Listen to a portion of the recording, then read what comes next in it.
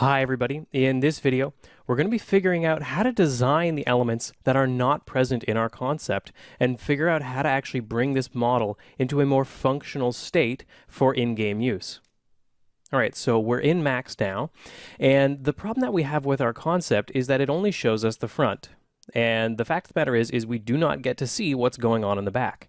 So this whole time we've only been trying to figure out what our basic proportions are up here, but never actually dealing with the back in this case, which is a bit of a problem. Obviously, our chest is meant to be used probably in multiple different angles and should have some kind of function to it, but we don't have any of that. We don't even know what that's really supposed to look like, so that's a bit of a problem for us. So what we want to do is make sure that we have a good idea of what that back should look like. Moreover, we don't actually know what the inside of this box should look like. In fact, this is not even broken apart in a way where we could open it up. But this chest, it's a treasure chest. It really should be able to open up at some point and have some sort of functionality to it. So we need to figure out those kinds of things. So basically, we've got to start setting up the functionality of this object so that we can start moving into better kinds of details. So how do we start with that? Well, the fact of the matter is we need to figure out what that structure is on the back of it. So I recommend you do research on any kind of object you're working with, real life comparisons. So for example, when I've looked at images of treasure chests and just chests, jewelry boxes and things like that, you start to get a sense of what the structure of these objects is. Now in this case, I am going to take this object. Let's see if we can just turn on backface cull here so that we can see through this so that our concept doesn't really get in our way. We'll do the same for this one as well. So we don't really need to see it bugging us like this. So what we want to do is start setting this up. So generally speaking, everything's going to have a hinge on the back. So I'm going to just turn on auto grid here so I can kind of just pull out a little tube-like cylinder here, rotate it with my snaps turned on, and just kind of put this in a reasonable position so that it can create an appropriate kind of hinge. Now, figuring out the proportions of these kind of things is important. Now again, with this piece, I am going to throw down just another symmetry modifier onto it because they're incredibly useful for us here. So what I am going to do is also just set this symmetry onto the pivot point of our box so that it matches up. And I do want to change this cylinder to being an editable poly. I may want to change the settings on this as well, just kind of pulling that down. Maybe in a few less sides. I maybe don't need 18, maybe you can just go to 12, just for a block in this case. And again, I do want to change the material here so that it's an appropriate material.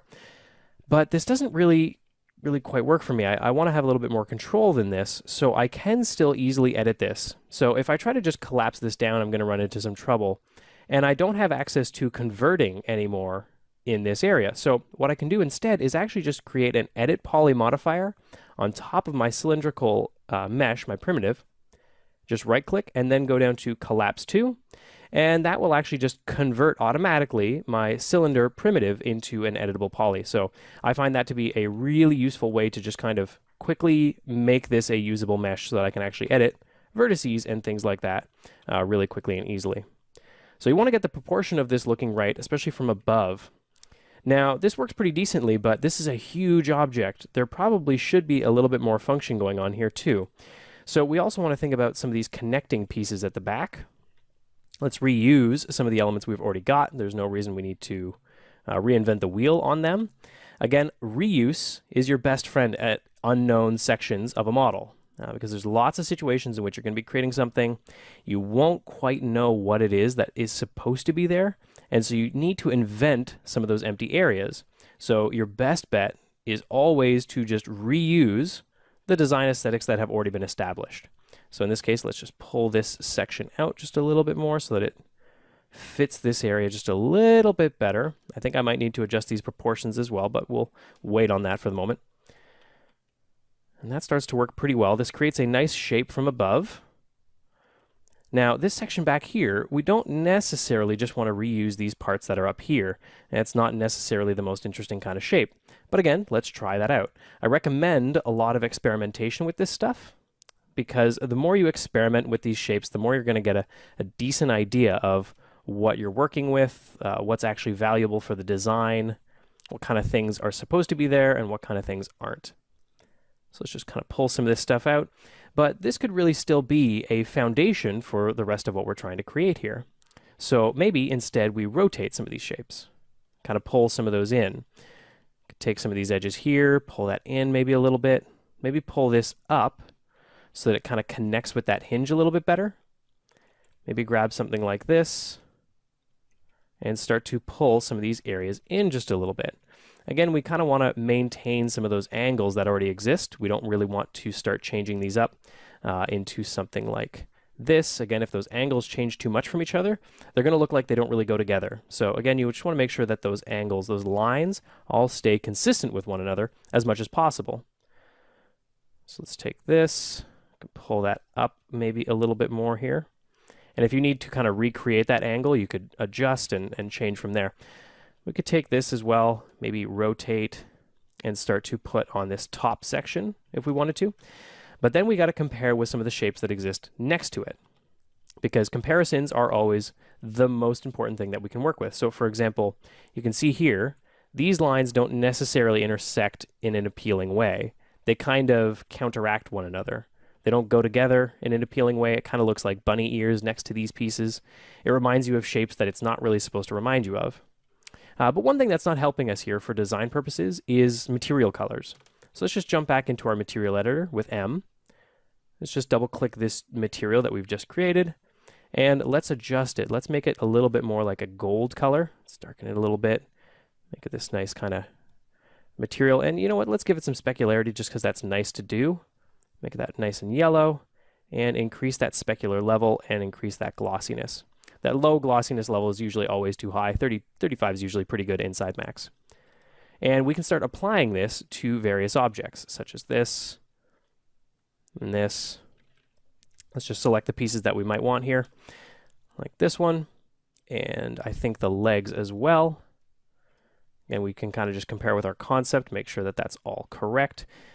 And now in this case, we may want to add a material color to these pieces because this seems a little bit correct to add. So all we need to do is just in our element mode, we can actually just apply color to those things by themselves. And inside that mesh, inside that object, we can have different materials inside of one piece. And just add that there as well. So you can start to see here where this shape does not work. It doesn't feel the same as the front. It's not nice and simple. It's not nice and clean. It doesn't really match up. And it's kind of obstructing what's going on here. So again, we can start to get rid of some of those pieces to find something that's going to be a little bit more interesting to look at.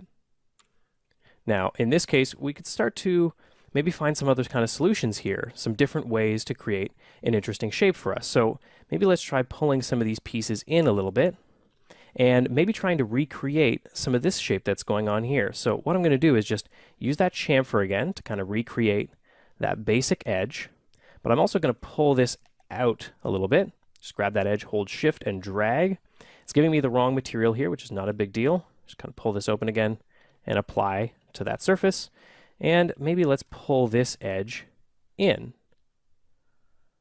In fact, let's just right click and say collapse that edge. And maybe try pulling that up. We can use our snaps to kind of line that up to this edge. There we go, that'll work decently.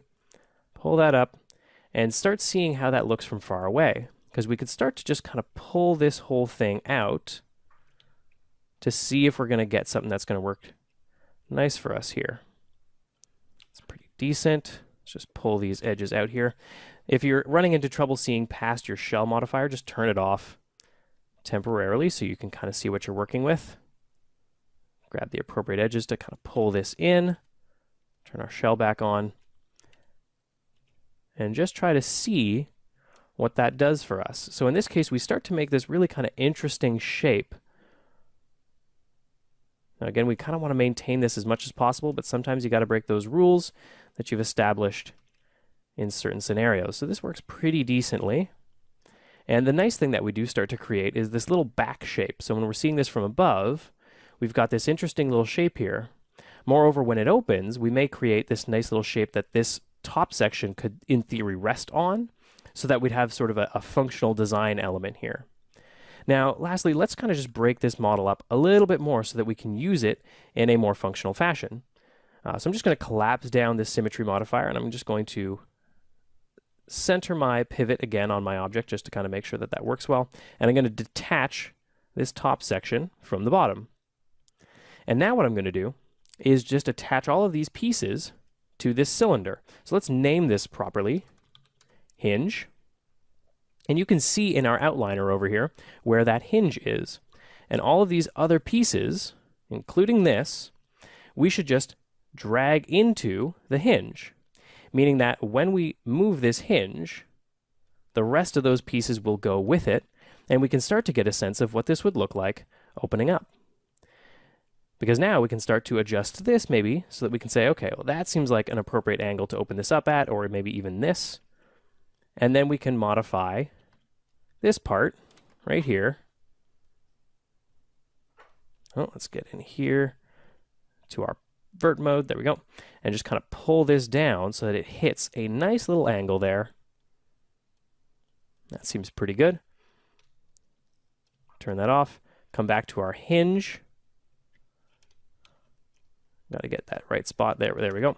And we can just kind of pull this back down. With our angle snaps turned on, we'll always end up dropping it back into the same position it started. And that starts to work pretty decently as a basic block-in for us. For our next video, we're going to jump into looking at what the interior should look like and refining our details there.